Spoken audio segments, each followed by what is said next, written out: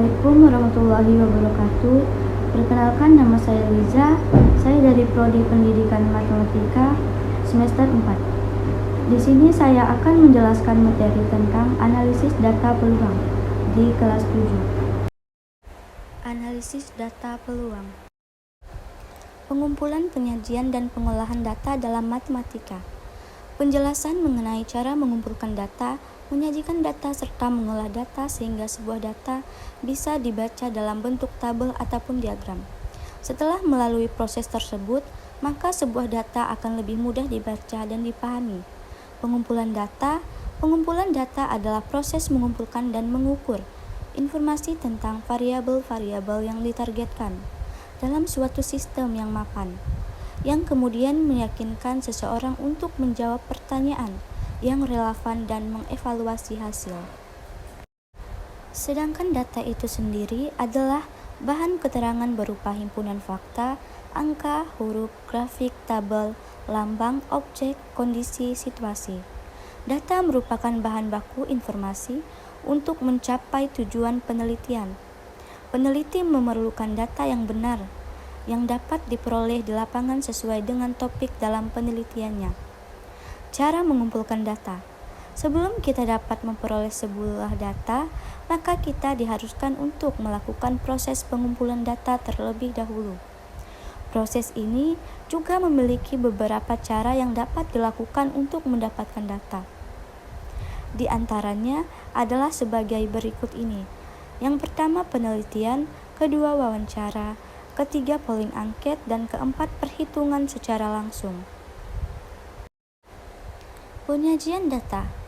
Penyajian data adalah salah satu kegiatan dalam pembuatan laporan hasil penelitian yang telah dilakukan agar data yang telah dikumpulkan dapat dipahami dan dianalisis sesuai dengan tujuan yang diinginkan. Setelah kita memperoleh data, biasanya data-data yang diperoleh tersebut dapat disajikan dalam beragam bentuk. Sebagai contohnya, kita akan menyontohkan sebuah data nilai matematika yang didapat dari sebuah sekolah.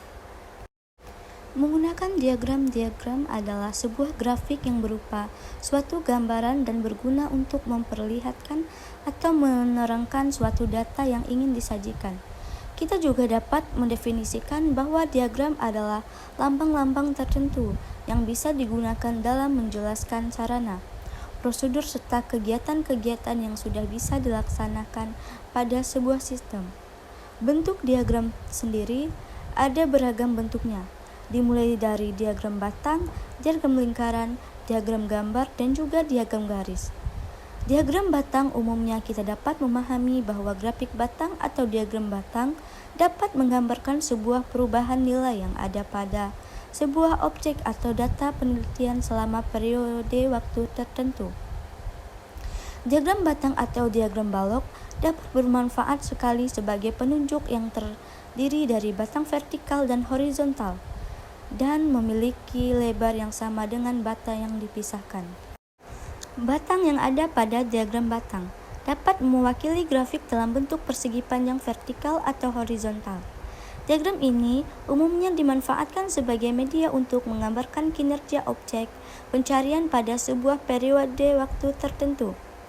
Ada dua jenis diagram batang, yakni dapat kita gunakan untuk menjelaskan sebuah data, yakni diagram batang vertikal atau tegak dan juga diagram batang horizontal atau datar. Diagram batang memiliki ciri-ciri bentuk di antara lain sebagai berikut. Memiliki satu komponen batang bahkan lebih untuk penjelasan. Memiliki dua jenis arah yang berbeda dalam penampilannya. Tampilannya terkadang dia gambarkan dengan 3 dimensi. Ciri-ciri lain juga dapat dibentuk berdasarkan variasi atau tergantung pada penggunanya. Langkah-langkah yang dapat diterapkan untuk membuat diagram batang untuk menggambarkan suatu data ialah: aturlah sumbunya secara horizontal atau datar dan vertikal atau tegak. Untuk grafik batang vertikal, berikan nilai atau nama data pada sumbu horizontal, sedangkan baris frekuensi setiap nilai atau nama diletakkan pada sumbu vertikal. Untuk grafik batang horizontal, berikan nilai atau nama data pada sumbu vertikal, Sedangkan baris frekuensi setiap nilai atau nama diletakkan pada sumbu horizontal, dan jangan lupa buatlah label pada kedua sumbu. Buat persegi panjang yang sesuai dengan nilai ataupun nama dari setiap data yang ada dengan frekuensinya. Beri nama pada diagram balok tersebut sesuai dengan data yang telah ada. Diagram lingkaran. Diagram lingkaran atau grafik lingkaran merupakan diagram yang berbentuk lingkaran dan di sana menunjukkan data atau hasil angka-angka dalam bentuk lingkaran. Dalam pelajaran matematika, grafik yang sering digunakan untuk menampilkan perbandingan persentase, mendapatkan statistik, dan juga lain sebagainya. Sebelum mengaplikasikannya, data yang kalian dapat pada diagram lingkaran, kalian harus mengubahnya terlebih dulu dalam bentuk persentase. Ini dilakukan supaya ketika mengaplikasikannya, semua data jika digabungkan menjadi 100%. Untuk besar daerah atau batas daerah yang ingin dibuat pada diagram ini, kalian harus mengetahui bahwa data yang diletakkan di sana tergantung pada jumlah data pada masing-masing data. Terdapat 3 bentuk diagram lingkaran yang umum digunakan dan ditemui, yaitu diagram lingkaran biasa atau dalam bentuk angka, diagram lingkaran bentuk derajat, diagram lingkaran dalam bentuk persen, diagram garis. Diagram garis adalah salah satu jenis diagram yang umumnya sangat sering dipakai untuk menyajikan data yang didapat dari waktu ke waktu. Data yang ada akan terlihat teratur dengan jarak waktu tertentu sesuai dengan perkembangan maupun penurunan yang ada.